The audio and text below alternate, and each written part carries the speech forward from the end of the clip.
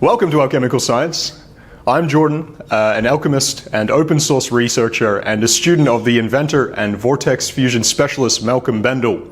So for the last week or so, I've been in Florida. We drove up to Miami with Randall Carlson, Bob Greenyer, Sheela Rahman, Kieron Swords, Roger Green, Pat Dama, Susan Devlin. A whole bunch of us came together to talk about this plasmoid technology, low energy nuclear reactions or atomic reconstruction.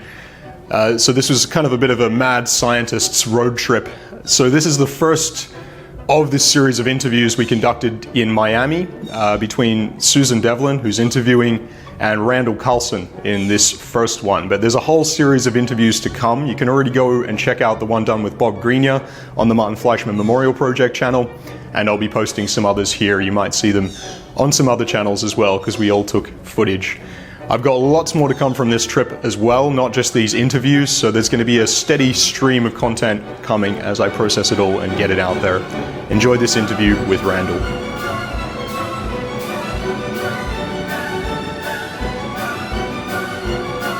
Good afternoon. So we're here in Miami with the famous sacred geometrist and teacher, Randall Carlson. Hi, Susan. Hi, Randall. Welcome. So good to see you.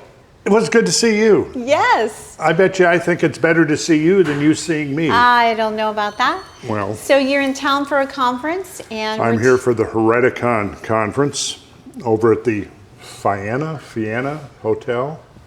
My Nice. God, what a fancy place. Is it? But I got a 7th floor window looking right out over the ocean, so hey. Beautiful. What can I say? Beautiful. Yeah, but actually I like being here with you guys. Yes, we like you here. Okay. So we're here talking about the Thunderstorm generator. Yes. Malcolm and Malcolm Bendall, of course. Of course. Near and dear to our hearts. Mm-hmm.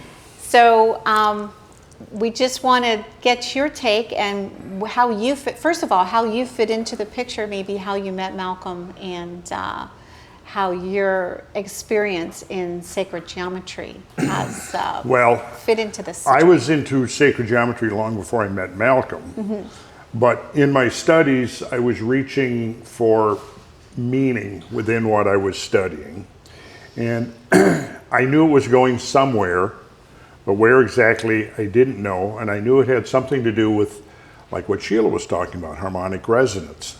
And I, in a very vague way, envisioned that it had to have been some kind of a system of energy control or manipulation, generation, and that was what my instincts told me. And then I began to learn things that led me to more specifically conclude that yes, this is where it seems to be going. Mm-hmm. And then one day, I can actually remember the first call. There's a large farmer's market near where I live. Mm-hmm. I was going over there to get some food, whatever. I don't remember what I was buying that day. But I get a call in the parking lot, and I'm thinking, yeah, I'm in a hurry, I got a lot to do. But I went ahead and answered it. I didn't recognize the number, and I answered it, and it's this man with a, I don't know, Australian accent, Tasmanian accent, I'm not quite sure. And he started just launched in talking about all kinds of stuff, and I'm, okay.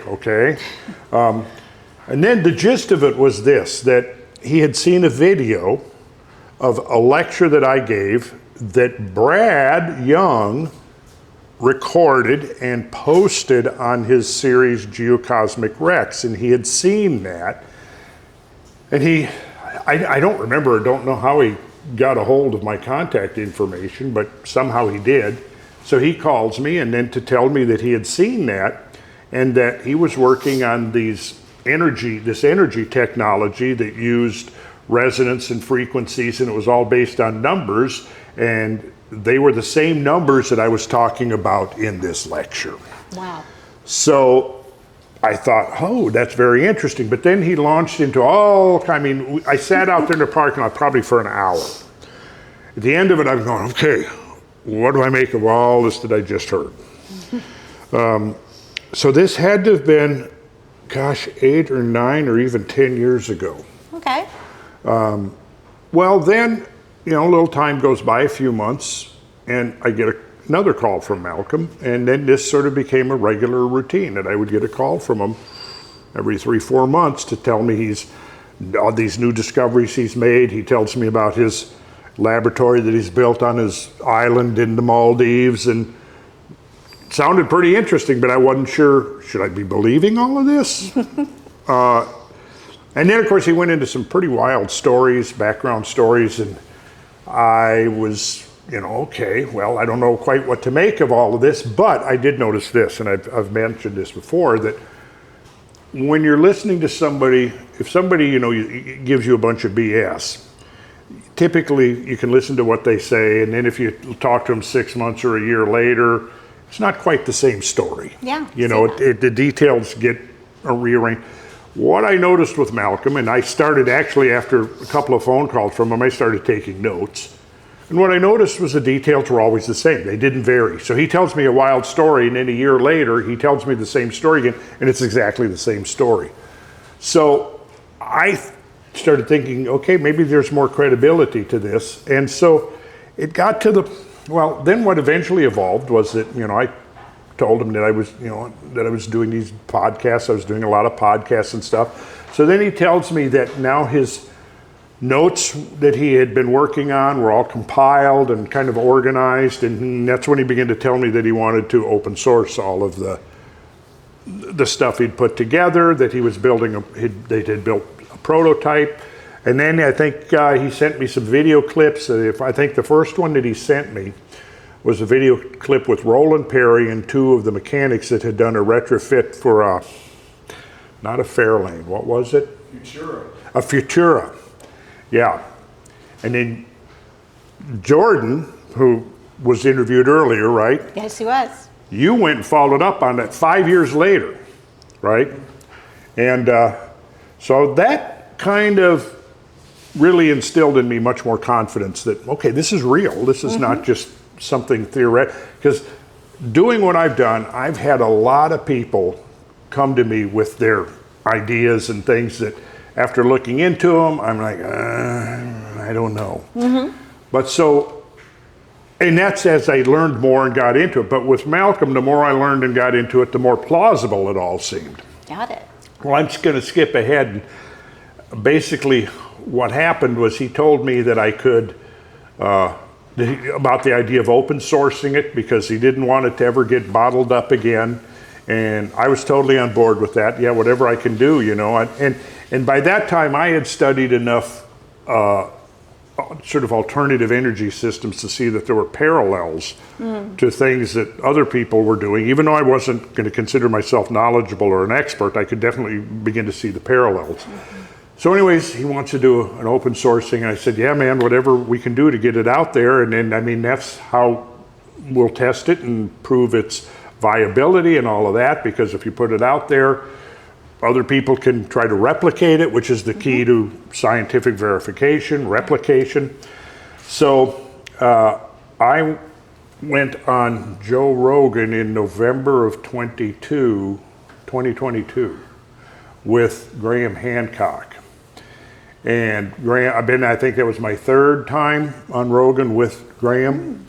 And he invited me to join him. And I said, I'd be happy to, yeah. So just before we go on into the studio for the interview, Graham says, let's try to stay away from the ancient technology thing, because we often get bogged down into that, and that was kind of an Achilles heel. People, the archaeological establishment, as soon as you start talking about, ancient science, ancient technology, they're ready to just close ranks and try to shut you down. Wow. So I said, sure, whatever, I'm your guest, whatever you want is fine with me. So we go in there and we're discussing, we're having a great conversation, and it comes around to ancient technology. Well, I think it was around the idea of, the megalithic stones, and Joe was like, how did they do this? I mean, 20 and 50 ton stones and so on, and he's talking to Graham about this, and then Graham looks at me, and I'm like, well, wait a minute, I thought you said that, And so I knew that Malcolm had given me what I thought was like the green light to just disclose. He says Malcolm had said, yeah, it's time for disclosure. We want to get all of this out there. And I didn't know to where where the demarcation line was going to be. So I just said, well, yeah, there's this, I've been talking to this inventor who's come up with something, and it's very interesting. It's based on plasma technology, and I kind of went into some of the details. I mentioned it was Malcolm and said, he's been kind of in a recluse for the last 8 years on an island and in a laboratory that he built, and he's been experimenting, and he's built some prototypes. And I gave away a little bit more information than I guess Malcolm was expecting me to do. And if I'm recalling right, Malcolm said he wasn't even back on his island. He was out on a boat somewhere. And when he heard that I had sort of mentioned his name and the location and all of that, and I even mentioned that to try to establish some credibility here, I mentioned that there was possibly negotiations with Mazda, and not knowing that there was some NDAs. And I mean, I was just, hey, I was innocent. I didn't know. I thought that this is what Malcolm wanted, but Disclosure. so I just spilled the beans, and shortly after that, I get a call from Fox News, and it was basically they're calling because Tucker Carlson wanted to do an interview for his daytime show, and at the time he was down in Boca Grande, and I thought, cool, I'll go down and have a conversation with Tucker. Absolutely. So I did. I went down there, and Fox News put me up in a hotel there on the island, and I get to the hotel, and there's Malcolm. So he had out at sea somewhere and didn't even go back to his island. He immediately came to America. Wow. So then he went with me to Tucker Carlson's studio. So if you ever look up and see the interview, you don't see him, but Malcolm was in the studio standing. And I told Malcolm, I said, look, don't say a word, just listen, okay? Don't say anything during the interview. Don't like jump in and, I said, this is not my show here. This is something else. So he said he promised that he wouldn't say anything and that he would just be a fly on the wall. And he was, until it was over. Then once it was over and we quit recording, he jumped in there, and I have a great picture. I don't have it readily handy on my picture, but it's me and Malcolm and Tucker, in his studio there. And so then it turns out that, I was going to head back to Atlanta, and Malcolm stayed there on the island. He said to me, this reminds me of my island back in the Maldives, and I really like it here. And so he went and rented a room at a resort. I went up to visit him, and it turned out that I don't know if he was the owner or the manager of the resort, anyways, he was a fan of mine. Wow. So he got really into what we were doing. Malcolm ended up, I had to go back home to Atlanta, but Malcolm stayed there for about a month. I think I stayed on for maybe an extra 3, 4, 5 days. But so the manager of the resort there, they had a restaurant that had shut down because of COVID. And so he gave us the keys to it, said, you guys take it over. So we turned it into a recording studio. Wow. And how long were you there? Malcolm was there a whole month. Wow. I was there 3 or 4 or 5 days. Wow. Push your button so your screen disappears. You gotta turn your Yeah, Okay, got it. Like so that was the beginnings of you and Malcolm publicly kind of coming together in the public's eyes as to sort of collaborating in this incredible. Yes, and I want to add one more chapter to it, is that after he'd been there about a month, he leaves, he comes up to Atlanta, and myself, Mike Robertson, my partner in HowTube.com, and Brad Young, we spent 3 to 4 weeks working with Malcolm, putting together a whole slideshow about the work, and then Brad and Mike recorded Malcolm doing like 10 hours of lectures as they went through the slides. Wow. So I think he's been using that, good to know. Then, then we go back. So anyways, I get this, when I'd been on the Rogan show with Graham, after we're done, Joe comes up to me and says, hey, would you be willing to come back just to talk about the energy? And I said, sure. And I thought, this is November, I guess, and then this was going to be in February, I think. So I've got a few months. I can try to, get a better handle on it so I can actually speak like I kind of halfway know what I'm talking about. Well, so then it came time to go out to Austin. Joe has moved from LA to Austin. So it was myself, Brad Young, George Howard, Cosmic Summit George Howard, Mammoth Tusk George Howard, and Malcolm, and a young fellow that was kind of like my assistant. So we all drive out there, and in the morning I called Joe and I said, it just so happens I have the inventor with me. So can I bring him on? Joe says, sure. So we get there, myself, Malcolm, we go into Joe's studio. Now in the interim, what's happened is that Joe's producer there and tech man, Jamie, has gone online and he's found all of this backstory stuff where the different oil companies were trying to discredit him and scare away investors, and they had concocted this whole thing about him. And Jamie had pulled up some of that stuff. So when we walk in to sit down, Joe was sitting there at his studio desk reading that stuff. So he's taking that like that's the story. This is who Randall's brought in, this grifter. That's pretty much what Joe was. So what I got later was that, Joe thought, oh, he's got to protect Randall from this guy. I see. So it immediately started in. Didn't take long to get contentious because, we all know Malcolm. He's not going to sit passively while he's being attacked or being criticized.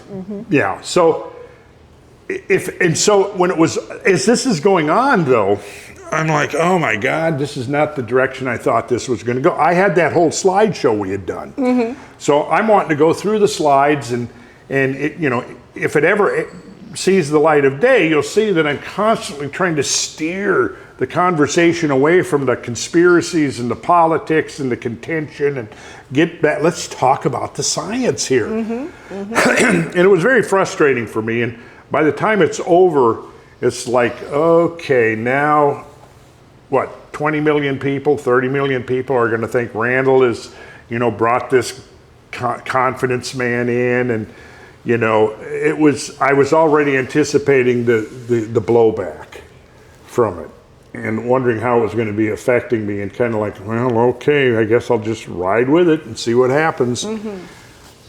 So we adjourn, we're done, everybody's walking out, and Joe kind of, yeah, what is it? And he goes, would it be okay with you if I just sat on this for a while? And I was like, yeah, sit on it as long as you want. So it still to this day has not been ever aired, which is fine with me until it gets to the point where it's not ambiguous anymore. It's completely settled. This is real. Okay. At that point, I want it to go back out. I want it to go. Do you think we're close to that now? Yes. Yeah. Way closer than we were a couple of years ago, thanks to people like Bob and Jordan and some others. Sheela?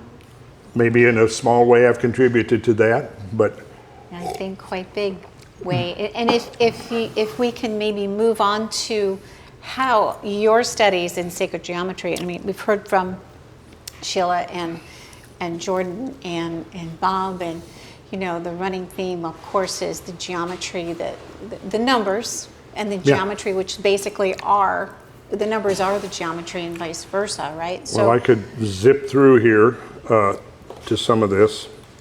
So this is, I think, maybe where it overlaps a lot with what Sheila's doing. Okay, and the actual construction of the Thunderstorm itself? Well, yes, I mean, the 4:3:2 ratio was something that I had been working with and finding in all of these various places. So, I bet you, I'm sure that Bob has probably seen the work of Ernest G. McLean. No, okay. This is something for you to check out. Anyways, vibrating string of any reference length can be halved to sound the octave higher or double to sound the octave lower. Since all tones recur cyclically at the octave, the same tone, and that's a reference to Plato, the same in the other, the same in the different, in one sense, but a different tone in another. Again, that's your octave, because it's the same tone in one sense, but a different tone in the other sense. And it's all based upon vibration, right? So any octave can serve as the model for all possible octaves, at least for the general purposes of tuning theory. The cyclic structure of the octave is the invariant common to all systems of tuning. So this idea of invariance always intrigued me. And just before we started this recording, I showed you an example of invariance from the geological realm, which is where I had first encountered the idea, although it wasn't, the term invariant wasn't used. I came across that term, you know, in mathematical, you know, when I was learning about fractals and, you know, fractal self-similarity and that kind of thing. But I was simultaneously, you know, studying geology. And so if you ever open a geology text and you're looking at a photograph of a geological formation, let's say an outcrop, usually you'll see something in that photograph that's there for scale. Oftentimes, if it's larger, you'll put a person in there for scale. Right. Or you put typically the rock pick is what was used in a lot of the old, you know, set your rock pick, or you know, you might actually take a meter stick or anything that, so somebody can get the scale, because you might be looking at something and you're going, okay, am I looking at something that's 6 feet high or 600 feet high? Right. And that's why you have to have that. So I was studying math and studying like how these principles were used in design, in art and architecture and so on. And one of the principles I came across was that in sacred structures, this fractal self-similarity seemed to be a sort of a dominant feature of the concept or the design, in that there was a very precise and specific relationship between the part and the whole structure. So there was this unity of the whole structure, and within that was the part, the element, the component. But by having the same geometric ratios, and the ratios here were the keys, it would vibrate in a sense that it complemented the vibration of the entire structure. See? So I had encountered this in sacred architecture, sacred art, and then in geology. So that became just an idea that was extremely fascinating to me. And then I started looking into the origin of these numbers, and I mean, I don't think we've got time to get into all of it today. But then, as I got into it, I realized that these numbers applied not only to the measurement like of space, like you would look at in a building or a painting, but to the measurement of time as well. And yeah, so here's from the myths of pre-Columbian America. Time was equaled with space, and 12 times 30 gave 360 days for the year. Now this was the sacred year, and I found this fascinating. And so many of the ancient calendars, excuse me, had a sacred year of 360 days. And so there was this discrepancy between the conceptual, the idealized version, and the actual, the materialized, incarnated version. And I saw that, I took that into terms as, you know, made my living primarily as a builder, and we worked from plans, blueprints. And so I knew that, you know, there's like 3 stages here between when you actually see a structure in 3D time and space. It starts with a conception up here, then that translates into a 2D form. I go out on the project, and there we have blueprints. And everything is kind of the idealized projection of what was in the architect's mind is on the blueprints. And there will be numbers in there and dimensions primarily. And then you go out and you build the structure, and depending on the level of craftsmanship of those who built it will determine the degree of deviation between the idealized dimensions and the real structure, right? And so if you build a building and you are going off dimensions that are on a set of blueprints, and then let's say that building has sat there, let's just say a house is sitting there. 100 years later, you go and you measure it, the house is going to have deviated even from the original dimensions. Just maybe the wind, the decay of materials, seismic movements, whatever, right? So the point is that number one, the deviation is going to be a measure of the craftsmanship employed. The higher the level of craftsmanship, the smaller the deviation from the ideal. The longer the building has been sitting there or the house has been sitting there, the greater will be the deviation. But the point is this: you've got the ideal blueprint and you've got the actual manifestation in matter, in space, in time. And then I begin to understand the larger world, the cosmos, if you want to call it that way, the solar system, as being the same principle. Is that there was a set of proportions and ratios built into tangible creation that manifested both in space and in time. That was a major revelation for me, see. But the fact that I had done the building work, it kind of provided me a metaphor to think about this. So I began looking at the dimensions and proportions of space and time and discovered some very interesting things. That when you go into geometry, let's take the 5 regular polyhedra, also known as the Platonic solids, they can generate a series of numbers. Now Malcolm has said, well, to get the harmonic frequency of any geometric form, take the sum of the interior angles. And I had already done that. And so I had come up with these numbers: the tetrahedron, 720, the cube, 2,160. And by the way, all of these numbers are going to show up on Malcolm's Plasma unified model. yes, the PUM, Plasma Unification Model, exactly. And 1440, which is, that's a repetitive number. We find it in the Bible, not necessarily as 1440, but as 144, as 144,000. And as Malcolm says, the number of zeros isn't the critical thing, right?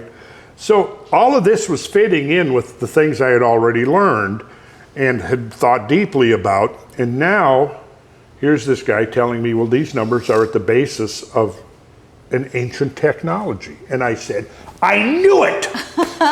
I knew it. Yep. So Incredible. The dodecahedron. And then, see, in my geological studies, let me jump forward. Okay. Well, I found these numbers everywhere. It just like time measure in our day. I think Sheela was talking about this earlier, right? 24 hours in a day. 24 hours is 1,440 minutes. Wow. 1,440 minutes is 86,400 seconds. And if you take 12 hours, that's 720 minutes, 43,200 seconds. So now you get this repetition. And I thought this was really interesting because way back in the early 70s, I started studying Middle Eastern philosophy, and I read a lot of the Vedas. And in the Vedas, these numbers show up. For example, the measure of the Yuga time cycles. These vast time cycles, the kalpas, the day and night of Brahma. And here were these numbers, right? Recurring redundantly in these various, and then they show up in the Sumerian king lists. They show up in Mayan traditions. They show up in the numbers that measure our solar system, the Earth, the Moon. I jump back to this here, and yeah, the cube, 2,160 degrees. Well, the Moon is very, very close to 2,160 miles. A little bit of deviation, but again, In my mind, it's like, okay, but that doesn't matter because, and some of the critics, they say, well, it's actually 2,161 miles, or the sun is actually 865,000. Well, I say, well, if you include the chromosphere, yeah, but when we measure the Earth, do we include the atmosphere, or do we measure the solid Earth? Right, so, but again, it led me back to this idea of, well, okay, so we're looking at manifestation, we're looking at the incarnation of matter and energy in time and space. But that replication, of course, is going to have a slight deviation from the idealized template of creation. Certainly. Right? Yeah. So it seemed like the critics just couldn't quite get that. Anyways, so Yeah. properties of the regular polyhedra there. So you can see some of the numbers here. Look at this. 1 square yard, 1,296 inches. Well, put a 0 after that, now you've got half the precessional cycle. Interestingly, by the mid-90s, I had been correlating, let's see if I can pull this up here. Let's see. I've been correlating events in Earth history with these numbers and these time cycles. I should have it, let's see, right, I hope I've got it here. And what I discovered was that when you looked at the events in Earth history, now what I did when I say events, I'm looking for at these nonlinear, I call them nonlinear events, that when we've created a civilization in the 11,600 years of the Holocene, which has been relatively stable compared to what came before. Because what came before was extreme relative to what we've experienced in the last 10,000 years, which I then would suggest that we have had an interval of relatively stable climate and environmental change that has allowed us to create the infrastructure of civilization. Okay? Makes sense. And that in times past, there was a very different set of circumstances. I may have one slide here that would show you what I'm talking about. Let's see if I've got it here. Okay, so let's look at this. So this is a wheel of time.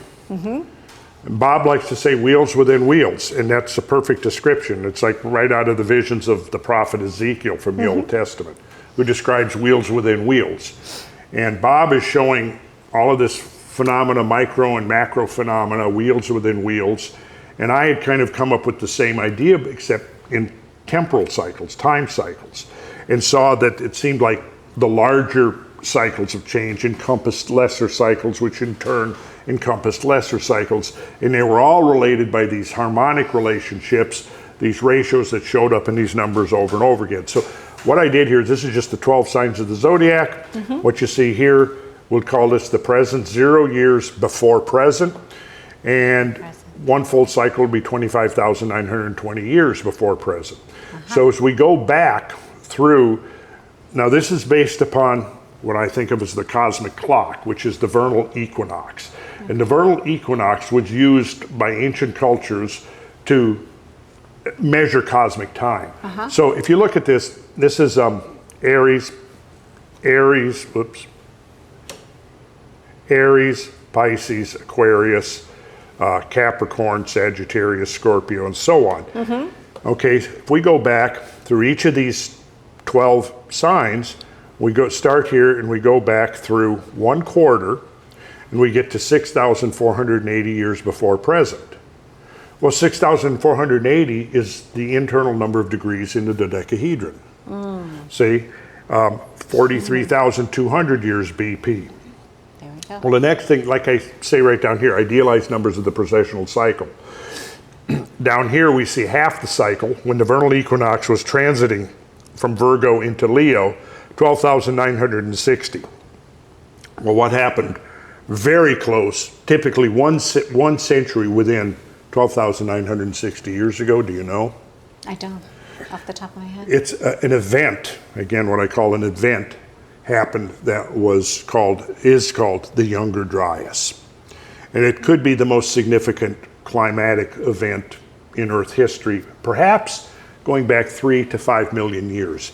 If we use as our yardstick the loss of species, and the loss of species then is a measure of the loss of habitat, well, we could then say that there was an extreme event that happened around 12,900 years ago, and this event caused the mass extinction of half of all species on Earth that weighed more than 100 pounds in body weight, about 44 kilograms.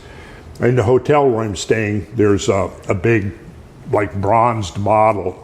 I think it's fake, I don't think it's real, but it's a full-size skeleton of a woolly mammoth that they've got encased in glass. Maybe it is real. I'm gonna have to ask somebody and find out. But of course, and the reason they have that is because there was a lot of woolly mammoths here up until this date right here, basically. Plus a lot of other extinct species that you no longer find around here. And those are the megafauna. And the megafauna, half of the planet's megafauna went extinct around 12,900 years ago. And we have that being half the 25,000. Half. And interestingly, I had gone back and had read several times a book called Hamlet's Mill, came out in 1969, where the authors, Georgia de Santillana and Hertha von Deschend, were theorizing that the ancient cultures had been tracking precessional motion for thousands of years before it was presumably discovered by Hipparchus in maybe 600 BC, somewhere, a Greek mathematician, philosopher, who's given credit for it. And they're arguing in this very dense scholarly work that he was not the originator of it. He was possibly rediscovered it, but it actually went back much, much earlier. And they made the direct connection between the belief of these ancient cultures in the rise and catastrophic fall of civilizations. And it was the tempo of this was determined by this cycle that you're seeing right here.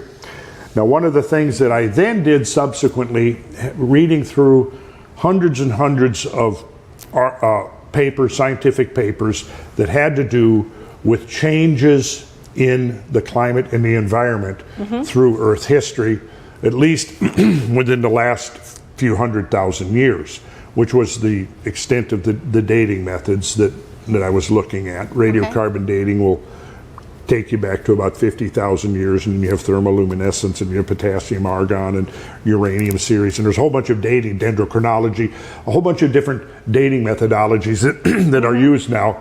So I went through, culling through the literature, finding events that here was my criteria. If an event like this, or here, let me put it this way. What scale of event would essentially pull the plug on modern civilization? That was the criteria I used. Okay. Or if not completely pull the plug on it, put it under extreme stress. That was the criteria I used. So then I came up with a whole bunch of these events, and I arrayed them on this circle here. And what I saw was that there was a high correlation between the transitions between these various epochs and these events. And I also noticed that on this axis of the present to halfway along ago, there was a very significant cluster of events that had occurred. And so you can go through this and you'll see that, like, Heinrich Event 5 happened 21,600 years ago, right? Late glacial maximum. Now, you can see the clustering here, so like 12,960 times 3 gave you Heinrich Event 4. Times 5 gave you Heinrich Event 7a. Now, what's a Heinrich event? Well, a Heinrich event is when you have this gigantic disgorging of massive armadas of ice from the ice sheets that were mantling huge swaths of the northern hemisphere during the ice ages. And it became apparent now through studying the changes of ancient climate, paleoclimatology, glaciology, sea level rises, stratigraphy, all of these sciences were coming together to show that there have been these convulsive episodes in Earth history, and they seem to be on a tempo, and that tempo seems to be very closely related to this cycle that you see right here.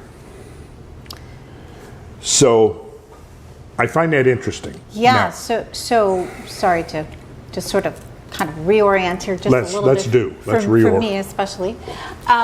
So with this, with the Plasmoid unification model and all of its unbelievable, cohesive, basically pulling together all this data into one unified model, you're also talking about time, yes, as well as geometry, Yep. as well as frequencies. I mean, it's all coming together in this one unified, obviously, unification model. right, because all of these numbers that you see right here, they all show up on the Plasmoid unification model. Brilliant. So I think we're seeing scaling factors that can take us from the micro to the macro. I think that's what we're seeing here. And so this is how I came to it, through this kind of stuff that I've been showing you here. And then to find this correlation between what I was doing and Malcolm's discoveries and what others now are verifying independently has been immensely inspiring and gratifying to me, to know that. Yeah.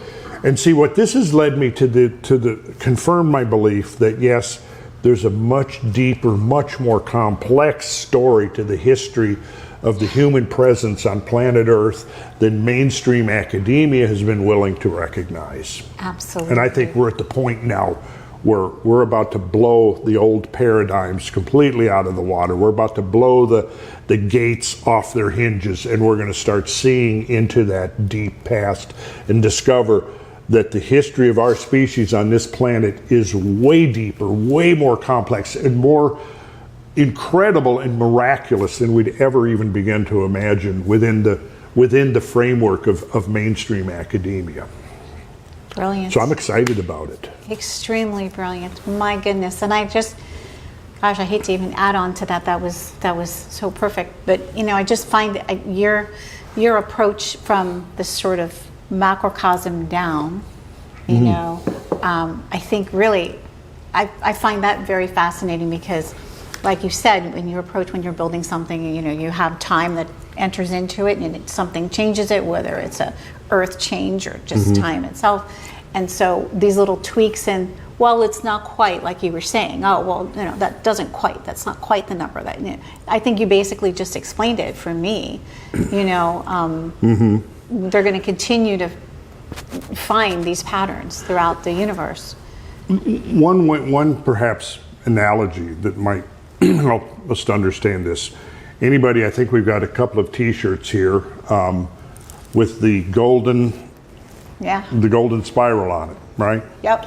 Now, if you look at that spiral, you see it curls in towards the infinitely small, but it never actually gets there. Yeah. Likewise, if you go the other way, it gets to the infinitely large. I see where you're going. Sometimes that's called the Fibonacci spiral, because it's based on this sequence of numbers called the Fibonacci sequence, and each number in the sequence is the sum of the two that preceded it. And so it would start out 0, 1, 1, 2, 3, 5, 8, 13, 21, 34, 55, 144, and it goes, 144, and it goes like that. Now, what happens though, if you take the successive ratios of each pair in that, if you take 8 over 5, and then 13 over 8, and then 21 over 13, 34 over 21, etc., and you take the value of that ratio, what you'll see is that it's honing in on the golden number as a limit, but it never gets there. So that's why the golden number, the Fibonacci number, is 1.618033989 ... forever and ever, never repeats, never terminates. It never gets there. It just keeps getting closer and closer and closer. But I guess my point is that it's kind of the same thing with this concept. You know, if you can take, let's say, the larger the numbers, the larger the numerical integers that whose successive ratios you're calculating, the closer you get to the limit, which is the golden number. We humans, our geometry is very much based upon the golden ratio, right, as it's called. So we can take, for example, our cubit, elbow to fingertip, and in mathematics, it's simply, the simplest way to understand it is a straight line, and you asymmetrically divide that line so that the ratio of the small to the large segment is exactly the same as the large segment to the whole. Now, and you can do that geometrically with mathematic precision, but you cannot do it arithmetically with mathematic precision. All you can do is approximate it closer and closer and closer. Now, if we take our cubit, which is elbow to fingertip, and we want to divide, that's the cubit. Let's say and in my sacred geometry classes, I do this. I have each person put their cubit, their forearm down on their drawing pad, mark the end of their middle finger and their elbow, and then determine there's a space, Susan, if you feel on your wrist, or you can, let me see, I'll find. No, you don't have one. No. Maybe I'm not no, human. I'm kidding. It's in there somewhere. There it is, right there. There it is. That's the space. Oh, I feel it, yeah. Okay, so what that does is it divides your cubit in the golden ratio. So from here to here is, let me put, from here, fingertip to here, the space of death dot, is to that space to your elbow, as your elbow is to your whole cubit.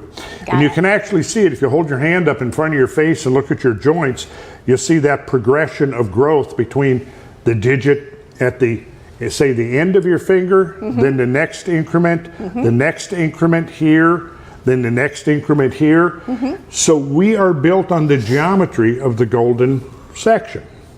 Now, if you start, and now if you take your cubit and you set it vertically and you enlarge it to your height, what you'll discover is that your navel divides your height in the golden section.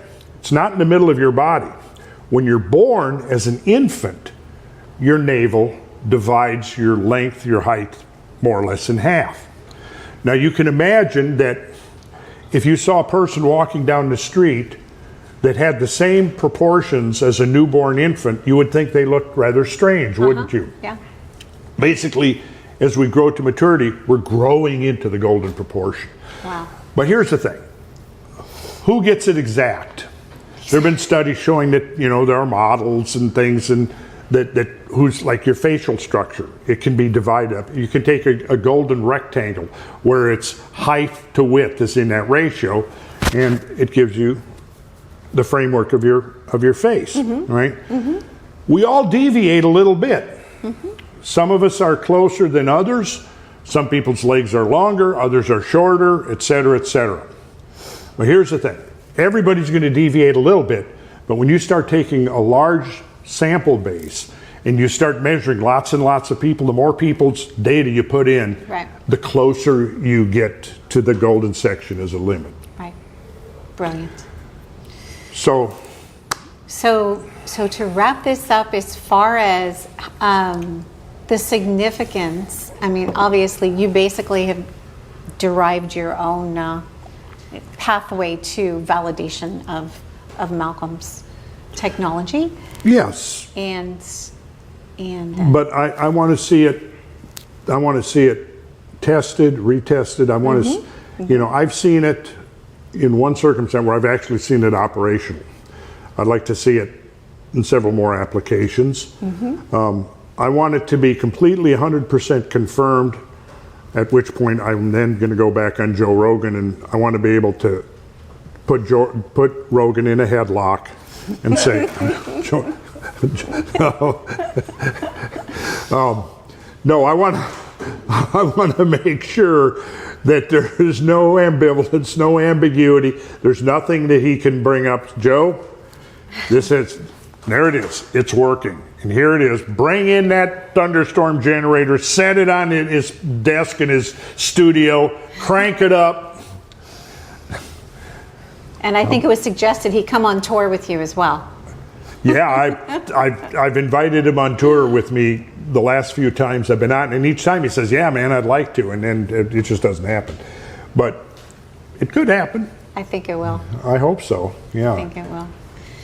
Well, this has been amazing, incredible, amazing. Is there anything else you wanted to relay regarding Strike Foundation and Malcolm? Well, no, other than that, yeah, go to Strike Foundation. Is still a functioning website, right? Learn about it. Watch Jordan Collin.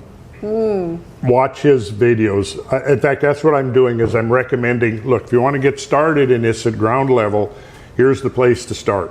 Yeah. Go to Alchemical Science. I probably told that to 100 people. Go to this site and watch this fella's presentations, because he really does a fantastic job of putting it succinctly and summarizing it. And I've actually, it's a challenge to try to follow Malcolm and understand it. But I think that Jordan does a great idea of of bringing it down and putting it into a form that more people are going to be able to get it. So that's what I would recommend people to do. Fully agree. Fully agree. Okay, well, we're on the same page on that one. Well, thank you so much, Malcolm. This has been amazing. Malcolm. Wait. I told you I'm losing it. Let's be clear. I have more hair than Malcolm. Okay. Well, let's try that again. Thank you so much, Randall. Yes. This has been Thank you. truly amazing. Thank you. I'm explaining my qubits.